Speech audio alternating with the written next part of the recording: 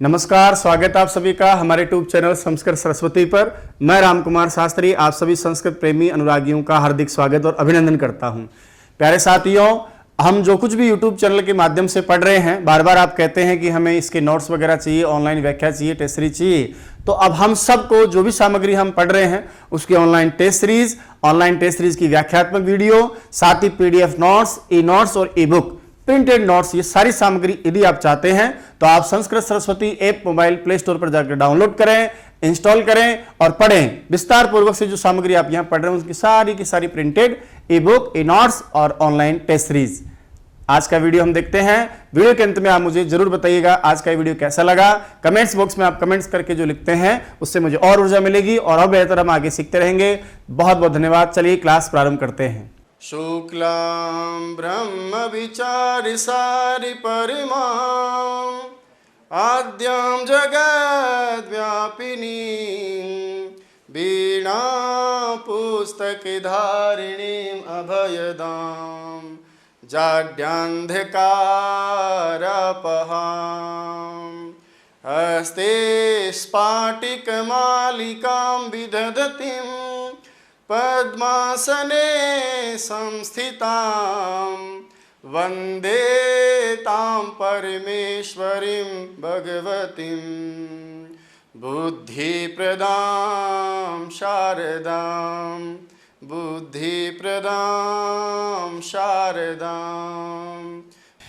यूं कहें, ये वास्तव में क्या है? एक निर्देशनात्मक विधि है या प्रक्रिया है। निर्देशनात्मक प्रक्रिया से मेरा मतलब है यहाँ पर एक व्यक्ति को, छात्र को लेकर के शिक्षक अपने पाठ्यक्रम से संबंधित जितनी भी सूचनाएं हैं ना, उनका आदान प्रदान करता है। आदान प्रदान से मेरा तात्पर्य, कई बार वो उससे कुछ सूचनाएं चाहता भी हैं शिक्षक शिक्षार्थी से, लेकिन उसका मेन उद्देश्य क्या होता है कि वो छात्र का क्या करे? निर्देशन करे।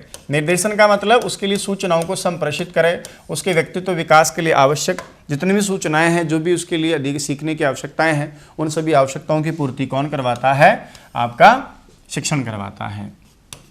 शिक्षण क्या है? शिक्षण एक तार्किक प्रक्रिया है ना, जो तर्कों के आधार पर चलती है, तर्कों की कसौटी पर चलती है। ऐसा नहीं है अनर्गल कुछ कर लिया, शिक्षक ने पढ़ा दिया, छात्र ने स्वीकार कर दिया।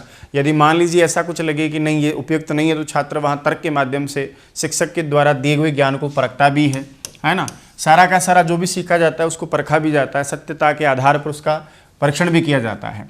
और लास्ट में इस लाइन के साथ मैं खत्म करूंगा कि शिक्षण वास्तव में क्या है? एक कला भी है और एक विज्ञान भी है। तो शिक्षण को क्या माना है? कला भी माना है और साथ में क्या है? विज्ञान।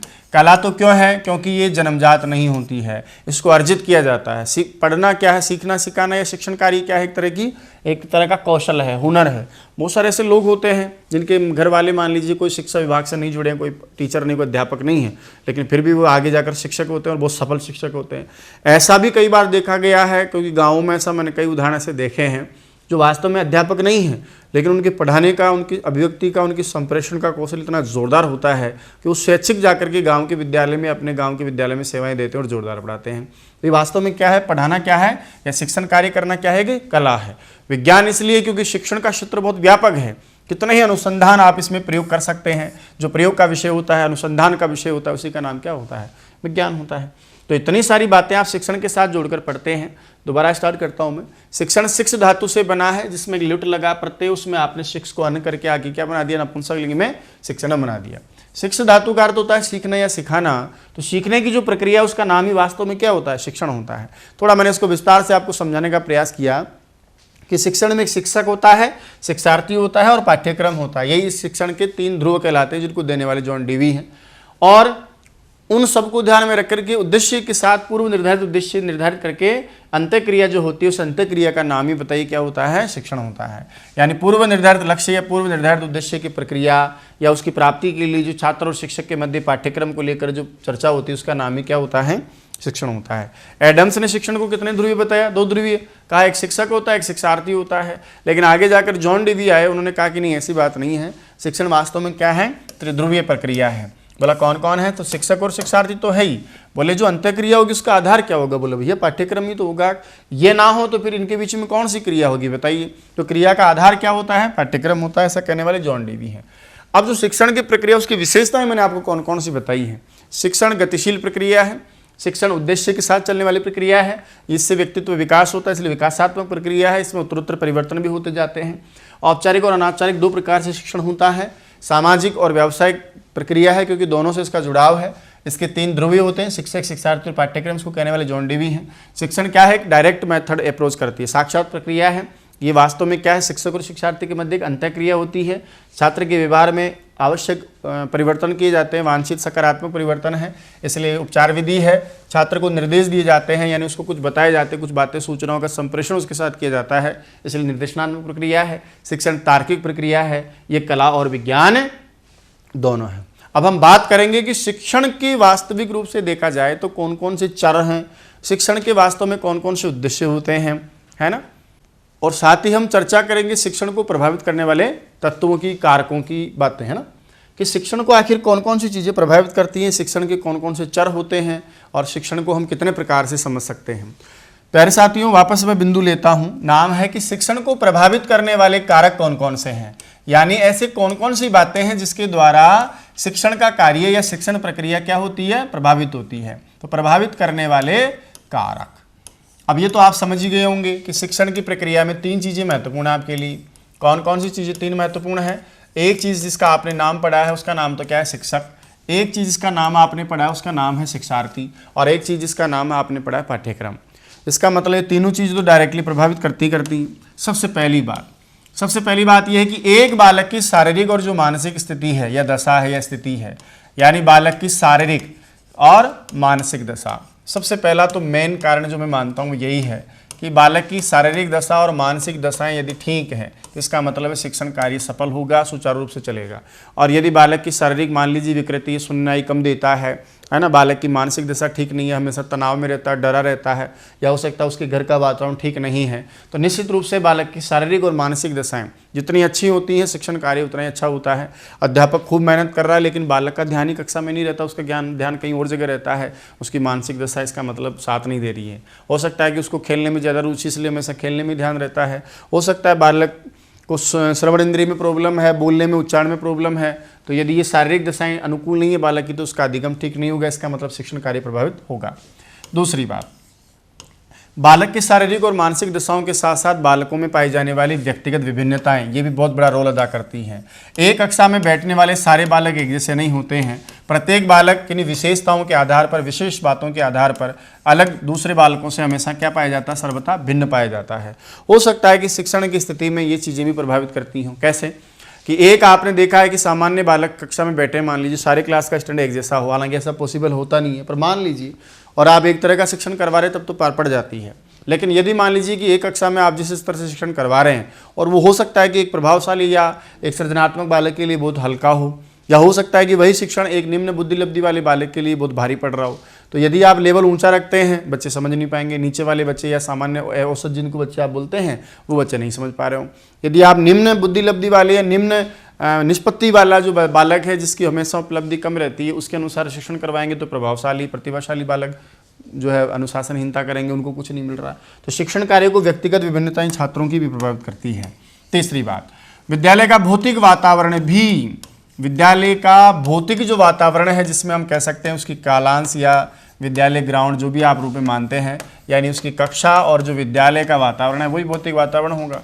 तो ये भी वास्तव में क्या करते हैं, शिक्षण कार्य को प्रभावित करते हैं। मान लीजिए कक्षा का अनुकूल नहीं है, गर्मी में बहुत ज़्यादा गर्मी चल रही है, पंखे नहीं है, बच्चे पसीना पूछेंगे पढ़ेंगे। सर्दी में बच्चों को सीधी हवा आ रही है, मान लो वो परेशान हो रहे हो सकता है कि आसपास से बहुत सारी आवाज़ें आती हो, ऐसे भी हो सकता है कि आपके कमरे बहुत ही संकरे हों, है ना, कंस्ट्रक्शन का कार्य बहुत वो चल रहा हो, बच्चों का दम सा घुटता हो। ये सारी चीज़ें ऐसी हैं भौतिक वातावरण की जो ये भी शिक्षण कार्य को प्रभावित करती है। एक अध्यापक का व्यक्तित्व और उसका संप्रेषण कौशल भी शिक्षण कार्य को बहुत ज़्यादा प्रभावित करता है। यानी अध्यापक का व्यक्तित्व कैसा है, क्या वो तानाशाह अध्यापक के जैसा कठोर दंडात्मक अनुशासन वाला अध्यापक है, या वो सरल स्वभाव मित्रवत व्यवहार करने वाला अध्यापक है ना, उसका व्यक्तित्व से तात्पर्य केवल यही नहीं है, उसका मतलब ये भी है कि उसका विषय पर कितना अधिकार है, उसकी संप्रेषण अभिव्यक्ति कैसी है ना। तो अध्यापक का व्यक्तित्व और साथ में उसका संप्रेषण जो कौशल है कि वो अपनी सूचनाओं को या अपनी जो पाठ्य वस्तु है उसको कितना जोरदार तरीके से प्रस्तुत कर पाता है, जितना अच्छा उसका संप्रेषण कौशल विकसित होगा या अच्छा होगा, शिक्षण भी उतना ही अच्छा होगा। और यदि अध्यापक का मान लीजिए संप्रेषण कौशल ही ठीक नहीं है, वो ज्ञान बहुत रखता है लेकिन उसको संप्रेषित व्यक्त नहीं कर पाता है, तो शिक्षण भी कहीं ना कहीं गलत जाएगा। उसी प्रकार से अध्यापक का व्यवहार सौम्य हो, छात्रों के साथ मित्रवत व्यवहार करने वाला अध्यापक हो, तो निश्चित रूप से छात्र प्रेरित होकर आगे से ही सीखने का प्रयास करते हैं। ऐसा अध्यापक और उसका शिक्षण कहीं ना कहीं अपेक्षाकृत अन्य की अपेक्षा ज़्यादा सफल माना जाता है। अध्यापक के व्यक्तित्व और संप्रेषण अभिव्यक्ति के साथ साथ में उस संप्रेषण के लिए वो कौन कौन सी शिक्षण विधियों का प्रयोग करता है, ये भी मायने रखता है। यानी अध्यापक के द्वारा किया जाने वाला इसका नियोजन का प्रारूप भी आप कह सकते हैं, है ना, कि किया जाने वाला जो नियोजन का प्रारूप है वो नियोजन का प्रारूप कैसा है। यानी वो जो अपनी पाठ्यचर्या को आधार मान करके जो पाठ योजना बना रहा है ना, पाठ योजना के जो अलग अलग भाग कर रहा है, इन सब की जो योजना बनाता है, ये योजना भी शिक्षण को बहुत अधिक प्रभावित करती है। कई सारे अध्यापक होते हैं कक्षा में जाने से पहले एक बहुत अच्छी पाठ योजना बनाते हैं, पाठ योजनाओं को अलग अलग खंडों में प्रस्तावना से लेकर लास्ट मूल्यांकन गृह कार्य तक उसको बांधे रखते हैं, प्रत्येक सोपान को बहुत बढ़िया कुशलता के साथ प्रस्तुत करते हैं। अनायासी छात्रों का अधिगम अच्छा हो जाता है, शिक्षण कार्य उन्नत हो जाता है।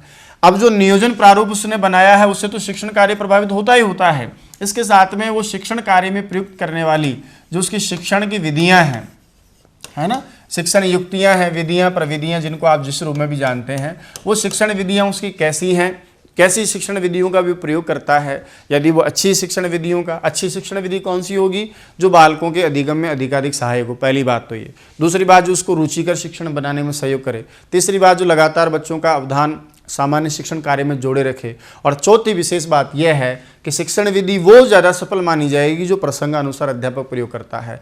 यानी लेवल के हिसाब से चाहें, आप कक्षा के हिसाब से चाहें, यदि हम जाकर के 10वीं क्लास में चित्रों के माध्यम से पढ़ाने का प्रयास करें तो शिक्षण विधि तो बहुत बढ़िया है, लेकिन उस स्तर के लिए वो बिल्कुल भी उपयुक्त नहीं है। आप दूसरी क्लास के बच्चे को जाकर व्याख्या विधि से कुछ समझाने का प्रयास कर रहे हैं, व्याख्या विधि अपने आप में एक अनावश्यक तो है, मनोवैज्ञानिक तो है, लेकिन आवश्यक भी है ना। तो मनोवैज्ञानिक नहीं होने के बावजूद भी हमारे लिए क्या शिक्षण में एक महत्वपूर्ण विधि है, जिसके लिए हमेशा कहीं ना कहीं कुछ ऐसी विषय वस्तु हमारे साथ आ जाती है, इसका प्रयोग हमें करना ही पड़ता है। बिना व्याख्या के अध्यापक का शिक्षण कभी पूरा होता ही नहीं है। लेकिन आप दूसरी क्लास में जाकर के व्याख्यान विधि से या व्याख्या विधि से पढ़ा रहे हो तो बताइए बच्चे कहाँ समझ में आएगा।